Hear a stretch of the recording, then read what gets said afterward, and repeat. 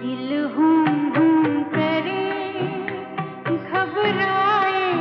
80 के दशक की भारतीय सिनेमा की एक ऐसी उभरती अभिनेत्री जो बेहद खूबसूरत और बोल्ड थीं।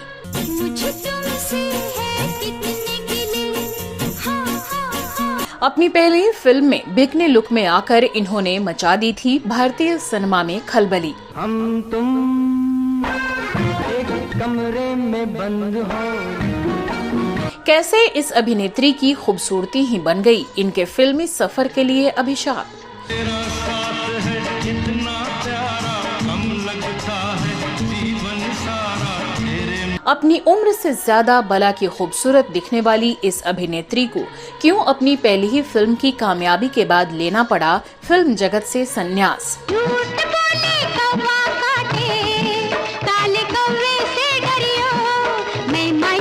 और कैसे नाबालिग उम्र में अपने से 16 साल बड़े एक आदर्शवादी सुपरस्टार से शादी करके इस हीरोइन ने कर दिया था राज कपूर को नाराज।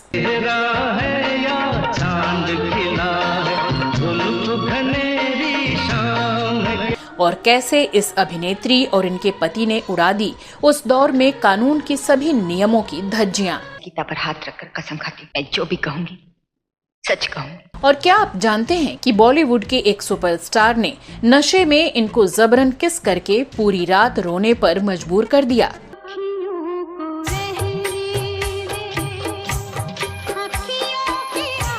आज के अपने शो में हम बात करने वाले हैं उस अदाकारा की जिसके आत्मविश्वास ने बना दिया उसको बॉलीवुड की टॉप की अभिनेत्री, जिसने उस दौर में बेहद बोल्ड सीन देके अपनी पहली ही फिल्म की कामयाबी से तोड़ दिए बॉक्स ऑफिस के सभी रिकॉर्ड्स, और जो आगे चल के बनी फिल्म इंडस्ट्री में सबसे ज्यादा पैसे चार्ज करने वाली दूसरी एक्ट्रेस, जिसने अपनी एक्टिंग के दम पर जीते 5 फिल्म फेयर अवार्ड्स और एक नेशनल अवार्ड।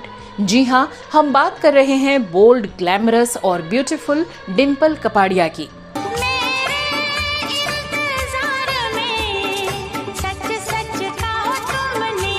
डिम्पल कपाड़िया ने अपने फिल्मी सफर में नाम और शोहरत दोनों खूब कमाए और ये ऐसे मुकाम पर जाकर बैठ गईं जहां पहुंचना सभी अभिनेत्रियों का सपना होता है। डिम्पल कपाड़िया के जीवन के बारे में जानने के लिए शुरुआत करते हैं इनके पहले कदम से।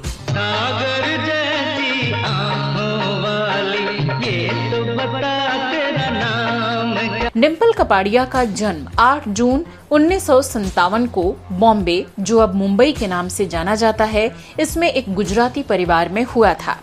इनके पिता का नाम चुन्नी भाई कपाड़िया था जो एक अमीर व्यापारी थे। इनकी मां का नाम बिट्टी कपाड़िया था जो एक घरेलू महिला थी। डिम्पल कपाड़िया के परिवार में इनकी 2 बहन और एक भाई थे, सिंपल कपाड़िया, रीम कपाड़िया और भाई मुन्ना कपाड़िया। सिंपल कपाड़िया भी बॉलीवुड की चर्चित अभिनेत्री रहीं, लेकिन 2009 में कैंसर के कारण इनका देहांत हो गया। डिम्पल कपाड़िया सबसे बड़ी हैं। डिम्पल कपाड़िया का परिवार एक मुस्लिम परिवार था, लेकिन इन्होंने हिंदू धर्म को अपनाया था।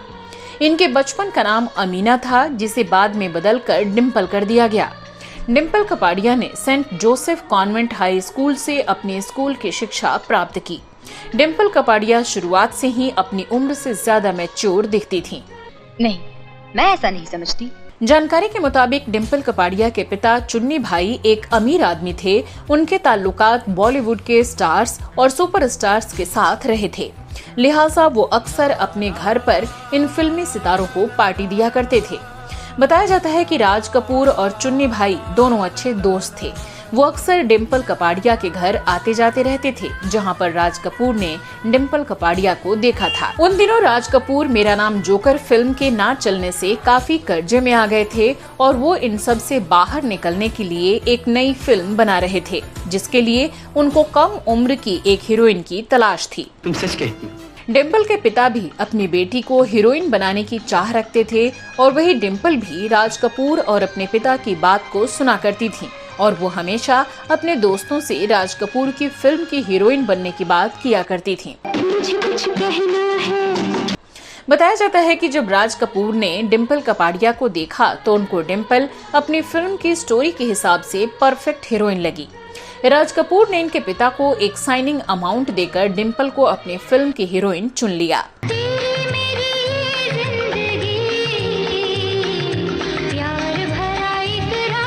राज कपूर ने डिम्पल के अपोजिट बतौर हीरो अपने बेटे ऋषि कपूर को रखा था। फिल्म का नाम रखा गया बॉबी। ये फिल्म लव स्टोरी पर आधारित थी। बॉबी ही वो फिल्म है जिसके चलते डिम्पल कपाड़िया और ऋषि कपूर को एक साथ लॉन्च किया गया था।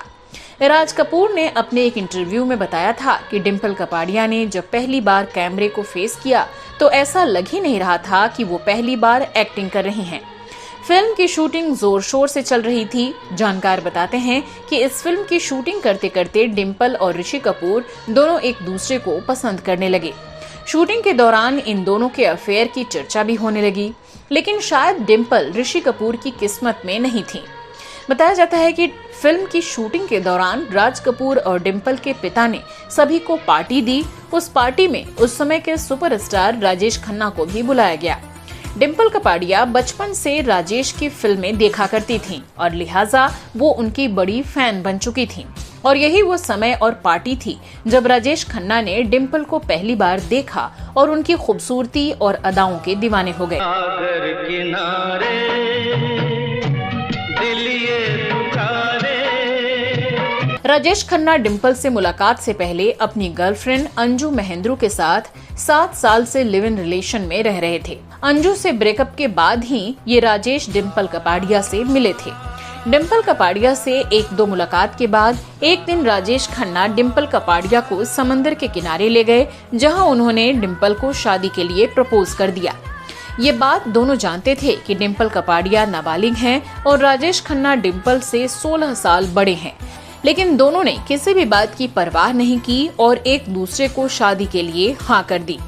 डिम्पल जिस हीरो की सबसे बड़ी फैन थी, उस हीरो से उनकी शादी होने जा रही थी। इस बात से डिम्पल कपाड़िया और उनके पिता चुन्नी भाई कपाड़िया तो बहुत खुश थे, लेकिन डिम्पल की माँ इस शादी के खिलाफ थी।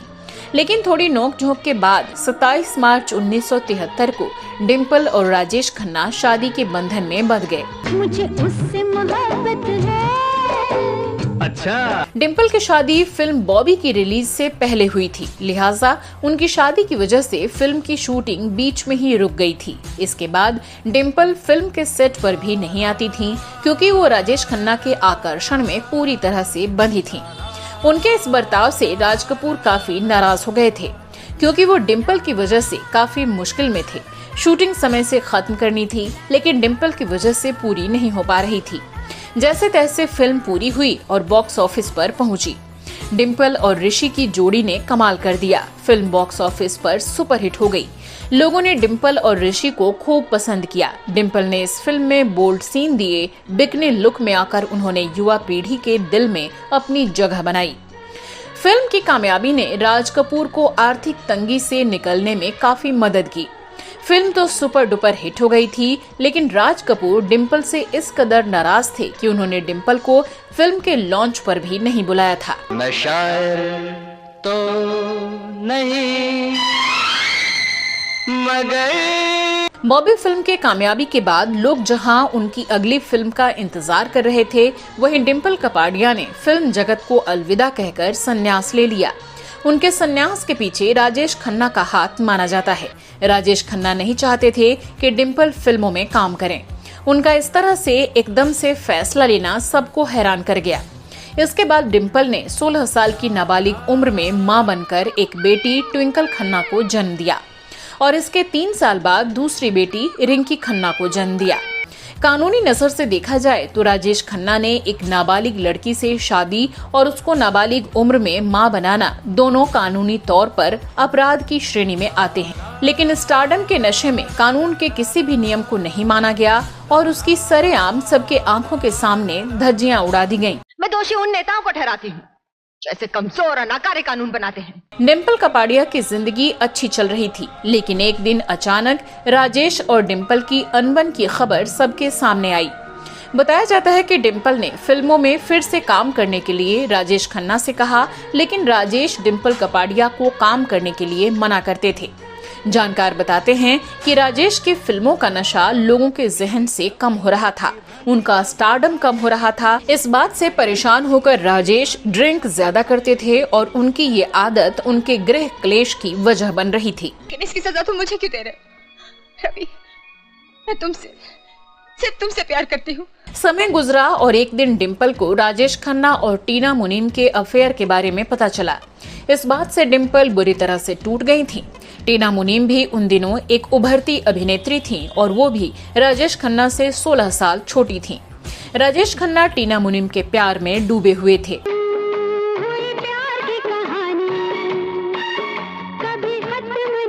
डिम्पल राजेश खन्ना का घर छोड़कर अपने पिता के घर चली गईं। जानकार बताते हैं कि राजेश खन्ना टीना मुनीम से शादी करना चाहते थे और टीना भी। शायद मेरी शादी का लेकिन राजेश खन्ना डिम्पल से तलाक नहीं ले पा रहे थे क्योंकि डिम्पल अपनी दोनों बेटियों के फ्यूचर को सुरक्षित करने के लिए दबाव बना रही थी। तलाक देना आसान नहीं होता सागर। औरत एक बार जिसे अपना पति मानकर सब कुछ सौंप दे, उसे जिंदगी भर अपने एहसास से अलग नहीं कर सकती। वहीं जब राजेश खन्ना टीना मुनीम को कोई सही जवाब नहीं दे पा रहे थे तो वो भी उनको छोड़कर विदेश चली गईं और इधर डिम्पल पहले ही राजेश को छोड़कर जा चुकी थी। मैं इस घर से ही नहीं बल्कि तुम्हारी जिंदगी से भी जा रही हूँ और हमेशा के। कानूनी तौर पर इन दोनों का तलाक नहीं हुआ लेकिन दोनों अलग अलग रहने लगे। 12 साल बाद डिम्पल ने फिर से फिल्मी पर्दे की तरफ रुख किया और राजेश खन्ना से अलग होने के बाद रमेश सिप्पी की फिल्म सागर को साइन कर लिया।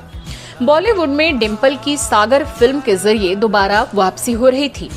इस फिल्म में डिम्पल के हीरो फिर से ऋषि कपूर ही थे क्योंकि बॉबी फिल्म काफी चर्चित और कमाई वाली फिल्म साबित हुई थी, लिहाजा सिप्पी साहब को इन दोनों की जोड़ी से काफी उम्मीद थी। फिल्म ने उम्दा काम किया और डिम्पल को लोगों ने फिर बेहद पसंद किया। इस फिल्म में डिम्पल कपाड़िया ने एक बार फिर से बेहद बोल्ड सीन दिए। 12 साल बाद भी डिम्पल कपाड़िया बेहद खूबसूरत नजर आ रही थीं।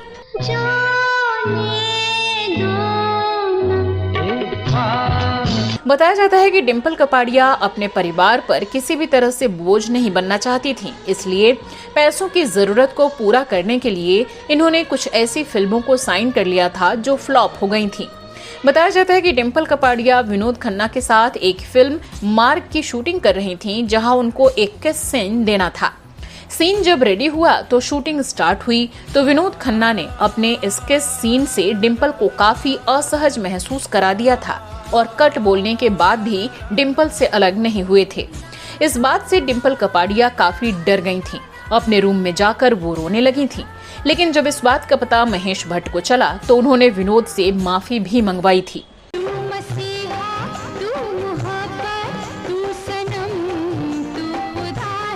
अपने बोल्डनेस और खूबसूरती के कारण डिम्पल कपाड़िया की छवि एक बोल्ड अभिनेत्री के तौर पर बनी। इसके बाद डिम्पल ने कुछ गंभीर किरदार भी निभाए। 1990 में आई उनकी फिल्म लेकिन ये फिल्म डिम्पल कपाड़िया के जीवन की मील का पत्थर साबित हुई। इस फिल्म को लता मंगेशकर जी ने डायरेक्ट किया था। यारा सिली सिली बिरहा की रात का जलना। इसके बाद डिम्पल ने एक और फिल्म की जो उनके गंभीर अभिनय को दर्शाती है। फिल्म का नाम था रुदाली। इस फिल्म को जिसने भी देखा वो डिम्पल की एक्टिंग का दीवाना हो गया। दिल हूँ करे घबरा। इसके बाद डिम्पल कई फिल्मों में अभिनय करती नजर आईं, जिनमें राम लखन, अर्जुन, आग का गोला, मंजिल मंजिल, गुनाह, अजूबा, एतबार, प्यार के नाम कुर्बान जैसी फिल्में शामिल रहीं। फिल्मों की सफलता ने डिम्पल को एक सुपरस्टार अभिनेत्री बना दिया था और अब वो सबसे ज्यादा पैसे चार्ज करने वाली दूसरी अभिनेत्री थीं। श्रीदेवी उस समय इनसे ज्यादा पैसे चार्ज करने वाली अभिनेत्री मानी जाती थीं। आधी रात को आँख खुली, याद किसी की आने लगी। जानकार बताते हैं कि राजेश खन्ना से अलग होने के बाद डिम्पल कपाड़िया का नाम सुपरस्टार सनी देओल के साथ भी जुड़ने लगा। फिल्म मंजिल मंजिल में दोनों एक साथ काम कर रहे थे। इसके बाद दोनों के बीच नजदीकियां बढ़ गई थीं। लेकिन जब इस बात का पता सनी देओल की पत्नी को चला तो वो काफी गुस्से में आ गईं और घर छोड़कर जाने लगीं। लेकिन पिता धर्मेंद्र के हस्तक्षेप करने के बाद सनी देओल ने डिम्पल कपाड़िया से दूरी बना ली थी।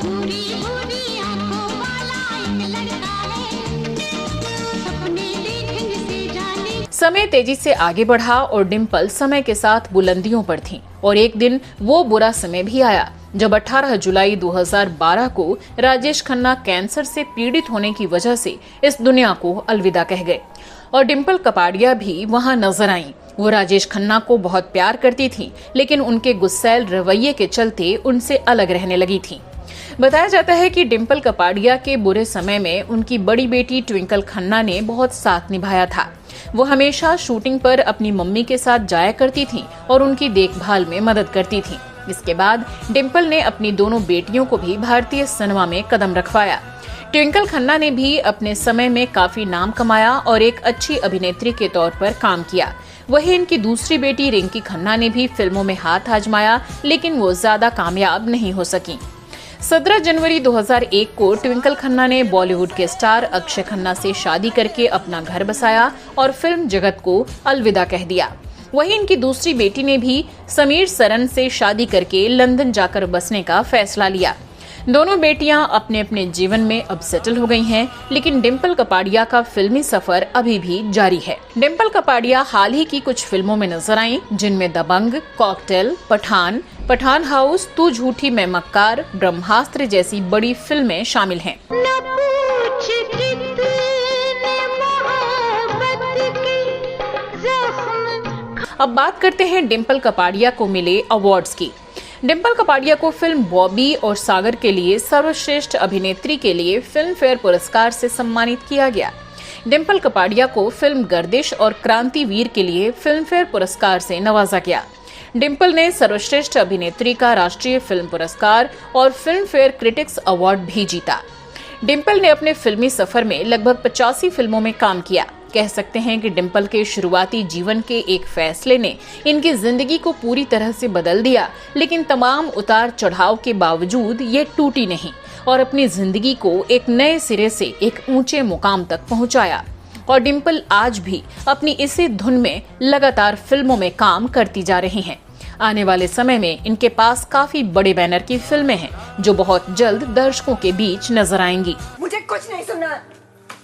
क्या मैंने तुम्हें कभी ये महसूस होने दिया है कि मैं तुमसे प्यार करती हूँ या तुमसे कोई रिश्ता बनाना चाहती हूँ? डिम्पल कपाड़िया ने जिस अंदाज में फिल्म जगत से संन्यास लिया था, उसी अंदाज में दोबारा शुरुआत की। उनके इस बेहतरीन और जबरदस्त अभिनय के लिए, उनके शानदार काम के लिए उनको ढेर सारी शुभकामनाएं। उम्मीद करते हैं कि वो आगे भी यूं ही दर्शकों का प्यार पाती रहेंगी।